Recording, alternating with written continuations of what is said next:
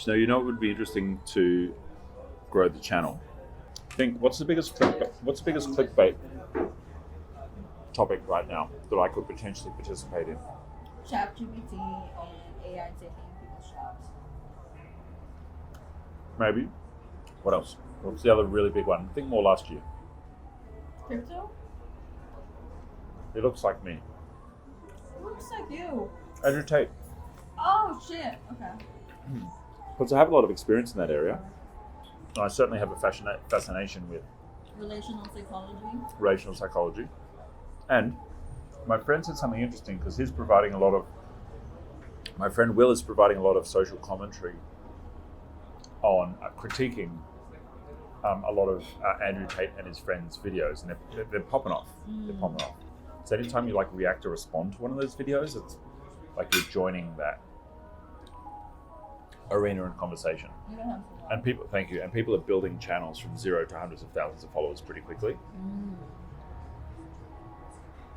Because our generation are having a moment where they're trying to work this out. Our generation It's an echo chamber. Yeah, well, it is an echo chamber.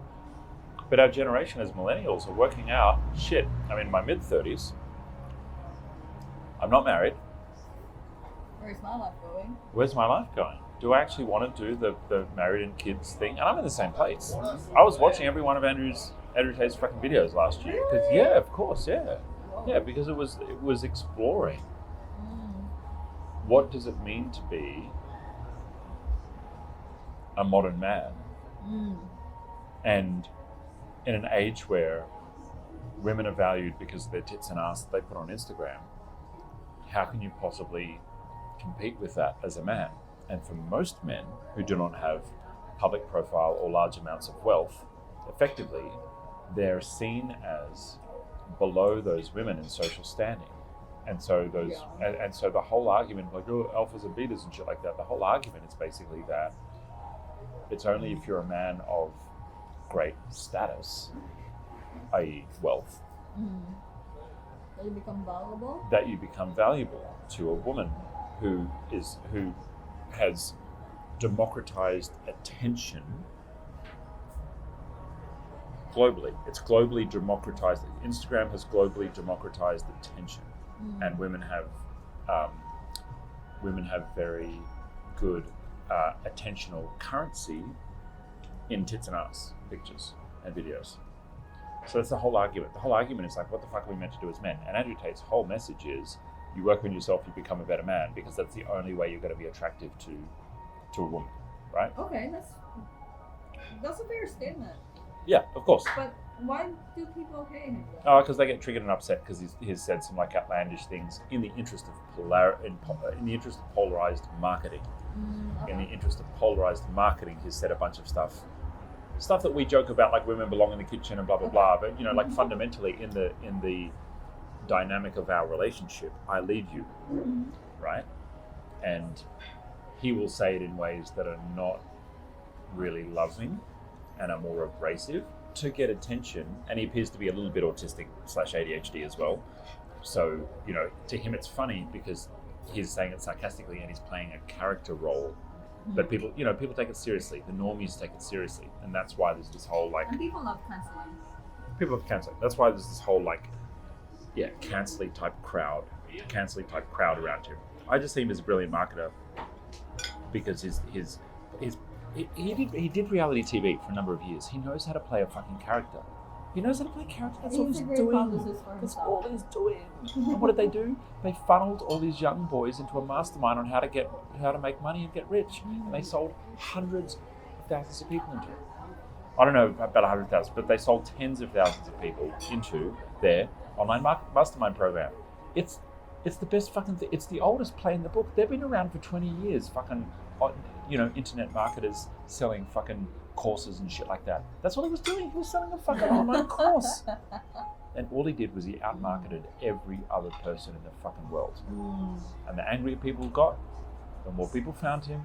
And those young, disenfranchised men found the masculine leadership they were looking for, because my generation had soft dads. My dad's a soft dad. I fucking love him. He's hard in some areas, but he's not what I would call a example of strong masculine leadership in what you would expect from someone who's like, he's fucking vegetarian, right? Like, love my dad to absolute bits, but he's never walked into a gym. Okay. He has strong principles, but he's not someone who's overflowing with testosterone. Raised mostly by his mum because his dad was out working. His dad died when he was in his early 20s. So you can see there's like a multi-generational absent father issue. Then my dad walked out on my mum. Had his reasons, fair enough, right? But they split up when I was 8 years old, so I had years and years of my most important developmental years when I actually needed my dad, which is from 8 to 15. That's when you actually need your dad. They were the years he was literally absent. And both parents had a part in that because my mum didn't want me to see him in those most important years. But the reason that someone like Andrew Tate spoke to me is because here's a man who understands his values and his convictions. Now, I'm smart enough to pick them apart, read between the lines, take what I like and leave the rest. Not everyone is, fair enough. But I was able to see that, go, oh, cool. X, Y, Z, these things that he's saying really, really, really resonate with me and resonate with the part of me that was disconnected to what healthy masculinity looks like. Because if you look at the last 10 years, all that we've been told in the cultural narrative is that all men are bad, all men are predators, the Me Too movement, feminism, all women should be equal to men, yada, yada, yada. And now we're going, hold on. I've had these equal relationships and there's something about them just wasn't so fulfilling.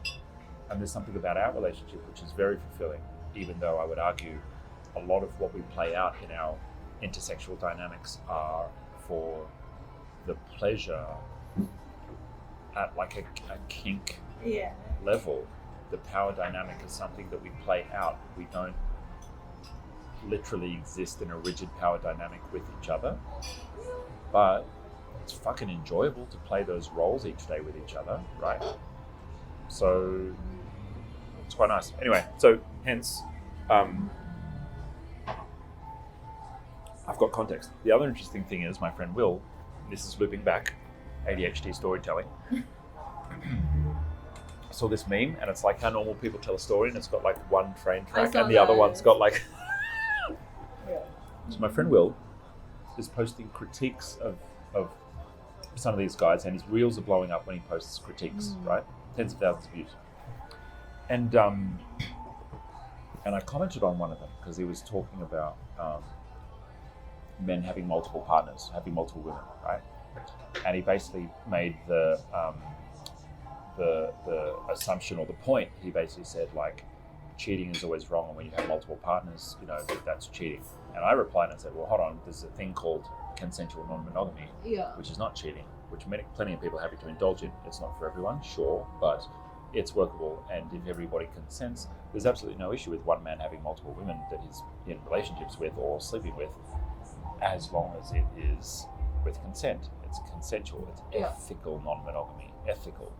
And he responded, there's a friend of mine from the Gold Coast, we met through Brotherhood, he responded to me, sent me a DM, he's like, oh, that's something I could really learn from you because I haven't had lived experience. And I'm like, what do you mean? He's like, I haven't had lived experience having multiple partners and managing multiple partners. I was like, oh shit, that's a good point. Like, I know poly is becoming cool, but I got a decade of experience of different versions of non-monogamous relating. And that is a very, very interesting viewpoint. And what is cultural conversation about? It's about hearing different viewpoints and hearing different experiences and appreciating them. So I think that would be pretty interesting to bring that to the table. And the point, let's skip back to close the first loop, is how could I grow Moriarty Uncut? Well, one way of growing Moriarty Uncut would be to enter this conversation, which can very quickly grow followers. Yes. Which I can speak to from another unique perspective of being a young dude with a shitload of money who could get any girl I want who's had heaps of women. Yeah. So you've practically become... I've done the alpha male thing. What these guys are talking about. What the course is all about. You become that. Yep. So what does it look like from... What is the reality? What does the reality look like? What does the reality look like? Yep. Really you can also do what I learned from Andrew Tate kind of thing. Of course. And this is going uncut, what I think about Andrew Tate, right? I'd really like to speak to it from the perspective of someone who's partnered with someone. Because what Andrew Tate and these other guys don't talk about is their active relationships with partners. Because some of them How have are they actually some of them showing have up in their girlfriends and partners. relationships? Andrew Tate apparently has a wife and a kid. Apparently, yeah. Which he, chose not to disclose because what he was selling. Could I ask you a favor? Could we take a photo together? The photo? Yeah. No Yo, problem. me and you together. Is that okay? No problem. My family are Armenian from Armenian? a very long time ago. Where Yeah. you- My great grandmother. Grandmother. Great grandmother. Now you coming home. I am. Yeah. I'm coming home. Yeah, exactly. But so late you come. I know. But you remind me of my mother. Your face, your look. Looks She's like very Armenian beautiful. people. I know. But Very just I beautiful have a woman. big nose. Yeah. All Armenian But- people have a big nose. This not for fun. This all national. We Yeah. don't shame this. This so Yes. beautiful.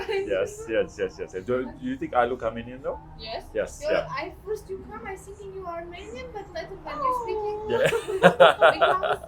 because in his face, I'm so sorry, but anybody when come in here, I don't know my feel or so much I working waiter. I can say he's from where is he? You know where people are from. Yeah. Are you Philippine? Hey! Wow, that's really good. I can different in Morocco people, I can different in Persian, and anybody say, well, you're Rengen, you look like these people, but understand where it's from.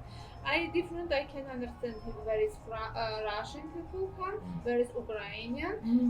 When comes say, don't speaking, just say where is he. I say it's where you understand. I don't know. I still say me. That's a very good talent. That's a good talent. No, Yeah. Is it okay if we have a photo together? Okay. It's okay. Thank you. Okay. You two, Yeah. I want to be two. Yeah. Come together.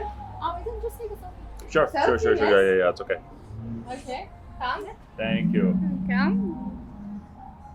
Thank you. Thank you very much. I appreciate it. Thank you. You're so kind. That's so good.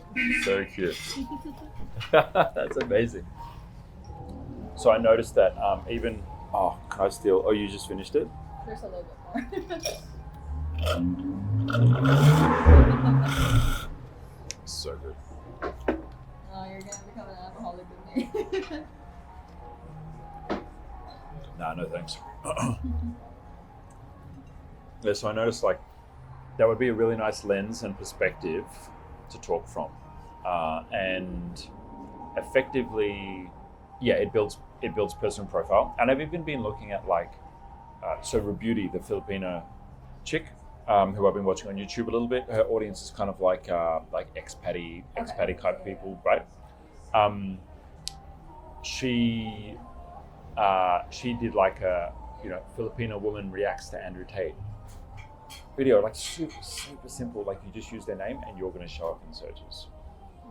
That's pretty good, yeah. Interracial couple react to Andrew Tate, BDSM dom sub couple react to Andrew Tate, polyamorous man reacts to Andrew Tate. There's so many different ways of positioning that, or young multimillionaire reacts to Andrew Tate. Yeah. You guys have a bunch of vlogs on this. Yeah, Riley's sending me reactions to do, which the young and disenfranchised want to consider entrepreneurship as a path to making their money so they can get their women. Because I can't serve the whole world of women. I'm trying, but Wow. Oh, such a heavy burden to bear. other men need to become better lovers. They need to have more money. They need to become better protectors and caretakers because the women are there. They're asking me, Peter, where can I find a man like you? Yeah. And I only get a few nights off a year from Sweden. Wow. I mean, you gotta have all your nights off. When someone says the man should be the leader and the protector in a relationship, people immediately go to in their mind, oh my God, the woman is oppressed and she's a slave, and she has zero autonomy, and she's being manipulated, and she's being exploited, which is not the fucking case. Number one, you're a big girl, you're old enough, you can leave this fucking relationship if you need to. Okay, yes, fair enough. In some cases, there are financial exploitation. Fair enough, that exists. Yeah, and narcissism. It's hard to get out of those relationships. It is absolutely hard to get out of those relationships, but I wouldn't say that's the norm. Maybe if you're in like unhealthy relationships land, and people who are in unhealthy relationships land live in the echo chamber of like everyone's in toxic relationships, right? So they tend to attract. You tend to attract other people that are in that reality, but you may just be in that echo chamber. There are plenty of functioning, or mostly functioning relationships in many places all over the world. But there are different kinds of leadership. Sure, I may make the final decision on what hotel we stay at. You serve up some options, I make the final decision. But then when you share, hey, I feel like going to dinner tonight, or I'd like to go to dinner tonight, or here's the hotel choices that I like, right? That's your version of leadership.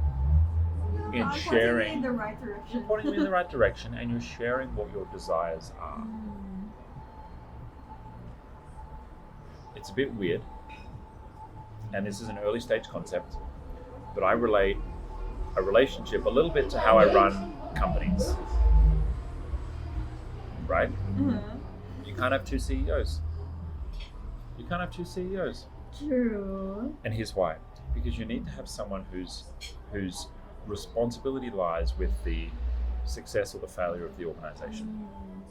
And if you're constantly having two people compromising back and forward on those tough calls, it's almost like, you know how governments, when they change every 3 years with a two-party country, nothing gets done, right? But if you've got like, yeah, sure, there's some bad things that happen like in China and in the Philippines, but when you've got one person who's in power for decades, they get a lot of their way done.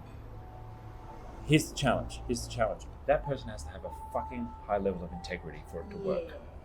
They have to have a high level of integrity, and they need to be not selfless, but they need to have the best interests of everybody ecologically in mind with the decisions that they make.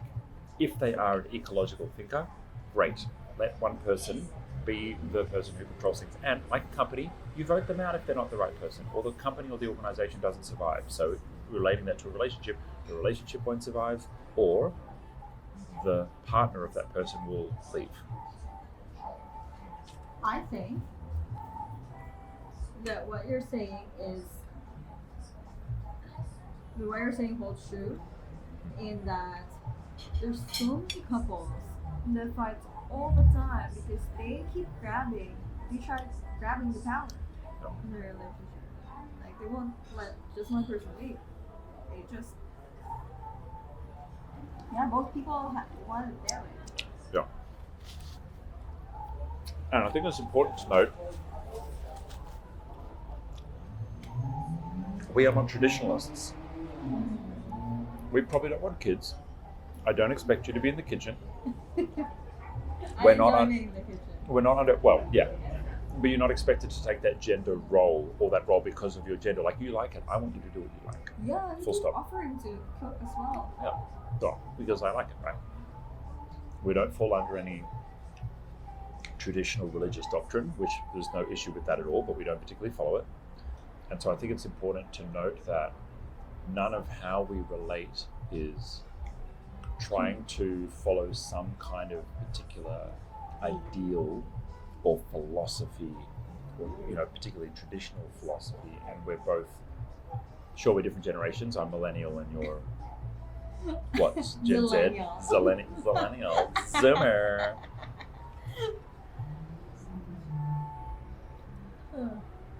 And so we're just still trying to work it out. Which is great. Because some will hold on to the idea of like, okay, relationships will work when a man is traditionally taking the male role and a woman is traditionally taking the female role, but they also have the kind of like the dogma and the doctrine of like, that is the way. And I don't think we subscribe to that. What we subscribe to is like, I hope I can speak for both of us here, we're curious about what does a healthy relationship look Yeah. like that aligns to our values, that aligns to our As desires, long as we're like, and we're trying to work that out yeah, together. we're good and having fun and enjoying our time together. Yeah. Yeah, I don't think we subscribe to any traditional values. Possibly some. That would be good to unpack. In the next video, we'll tell you who pays for what, and then it's really going to get interesting. That's a good one. Okay.